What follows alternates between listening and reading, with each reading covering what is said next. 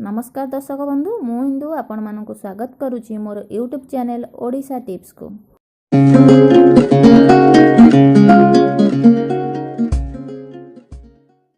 दर्शक बंधु आज ये वीडियो रे जानिबा जे ठाकुर घरे केउ सब जिनिस रखिबा उचित केउ सब जिनिस रखिबा उचित नुह, कौन रखिले शुभ होइताय कौन रखिले अशुभ होइताय ए विषय रे पूरा डिटेल्स मु आज ए वीडियो रे जणाइबे। तेबे वीडियो को स्टार्ट करिया पूर्व आपण मानकु कहि रखुची जे जदि ए पर्यंत हम चैनल को सब्सक्राइब करिनाहांती तेबे प्लीज सब्सक्राइब करंतु एवं नोटिफिकेशन पाइबा पई बेल आइकन को क्लिक करंतु। चलंतु वीडियो को स्टार्ट करिबा।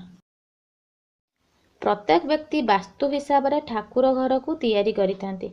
एहा सहित ठाकुर घरे अलग अलग स्थान और दिग रहिताय, किंतु अनेक समय रे ठीक परामर्श न मिलिबा कारणरू ठाकुर घरर दिग भूल हो जाए।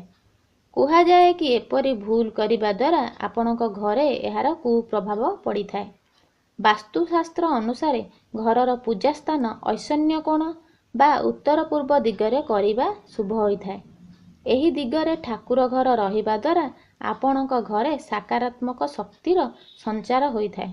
तेबे पूजा घरे किछि जिनिस रखिबाकू बारण करा जाय थाए, जहा द्वारा आपणक घर उपरे एहार कुप्रभाव पड़ी थाए। तेबे आसंतु जानिबा केउ सबु जिनिस पूजा घरे रखिबा उचित नुह।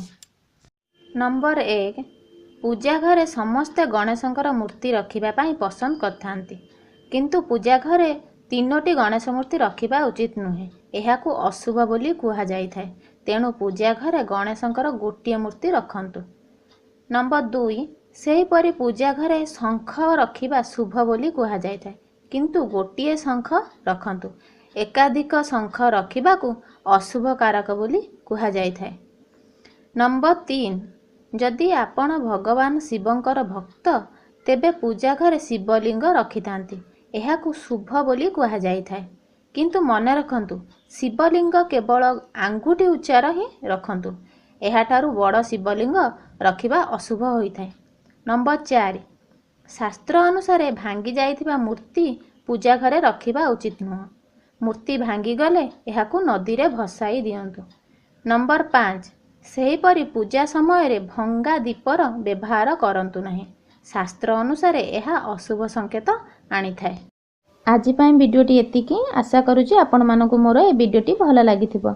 जदि भल लागिथिबो तेबे वीडियोटी को लाइक कमेंट सहित आपणक सांग मानकु शेयर करंतु। आउ हां वीडियोटी को सब्सक्राइब मध्य करंतु। आउ मोर आगामी वीडियो पाइबा पई सब्सक्राइब बटन पाखा थिबा बेल बटन को निश्चित दबांतु। Thank you watching my YouTube channel Odisha tips.